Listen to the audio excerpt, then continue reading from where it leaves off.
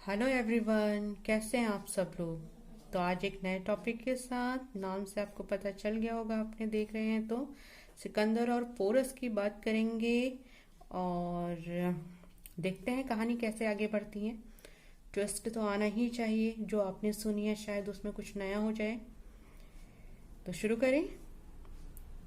तो बात कर रहे हैं सिकंदर के भारत अभियान की और उसके पोरस के साथ युद्ध की।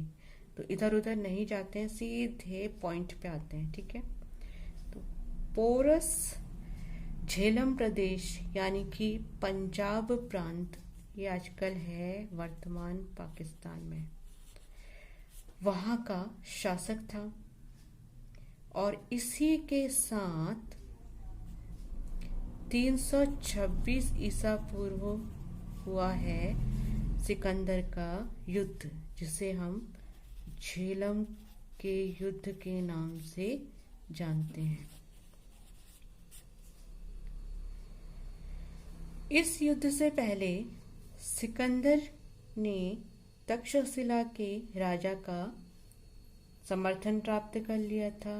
ये नाम तो आपने पक्का सुना होगा, तक्षशिला का राजा आम्भी।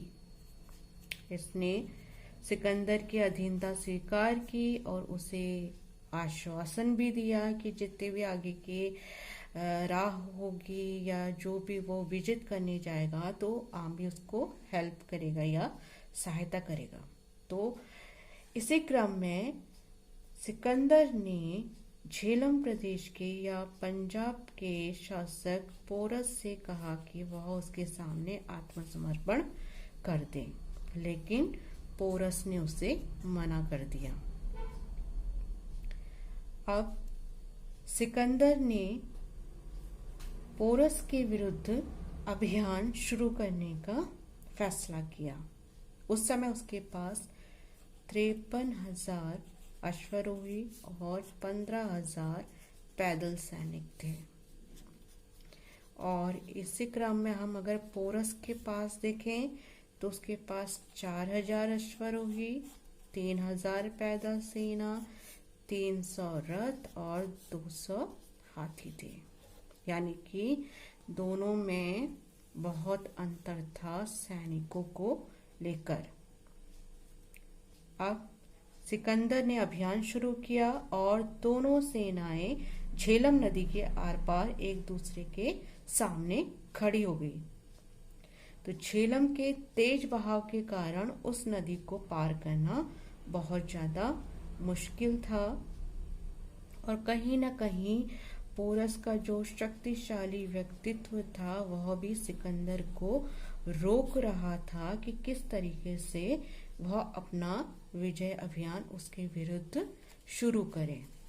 तो सिकंदर चुप नहीं बैठने वाला था। इसी बीच उसने अपने शिविर से 16 मील दूर एक ऐसा उथला स्थान खोजा जहां से नदी को आराम से पार किया जा सके। उसने इसके लिए एक योजना बनाई। उसने यूनानी सैनिकों को, यानी कि अपने सैनिकों को बहुत जोर से आवाज करने को कहा, जिससे कि जो सामने नदी के पार पोरस है उसको यह समझ में आए कि जो ये यवन सैनिक हैं ये उसके सामने ही नदी पार करेंगे और उसके बाद उसके साथ युद्ध करेंगे। लेकिन जो सिकंदर था उसने रात्रि के समय 16 मील दूर चलकर कुछ सैनिकों के साथ नदी पार की और नदी पार करने के बाद पोरस पर अचानक आक्रमण कर दिया। इससे पोरस बहुत ही आश्चर्यचकित हुआ। उसने अपने सैनिकों के द्वारा तत्काल वीरतापूर्वक सिकंदर के खिलाफ युद्ध किया और इस युद्ध में वह घायल भी हो गया और उसे बंदी भी बना लिया गया। जब वह बंदी बनाकर सिकंदर के पास लाया गया तो सिकंदर ने उससे पूछा कि उसके साथ कैसा व्यवहार किया जाए। तो पोरस ने बहुत ही गर्वपूर्ण उत्तर दिया, जैसा कि एक राजा दूसरे के राजा के साथ करता है या एक राजा को दूसरे राजा के साथ करना चाहिए। तो सिकंदर उसके जवाब से इतना खुश हुआ कि उसने उसको छोड़ दिया और उसका राज्य वापस कर दिया। और उसके बाद पोरस ने सिकंदर की अधीनता को स्वीकार कर लिया। तो कैसी लगी ये कहानी? अगर अच्छी लगी तो लाइक शेयर कमेंट जरूर कीजिए, इससे लोगों को भी प्रोत्साहन मिलता है। Thank you.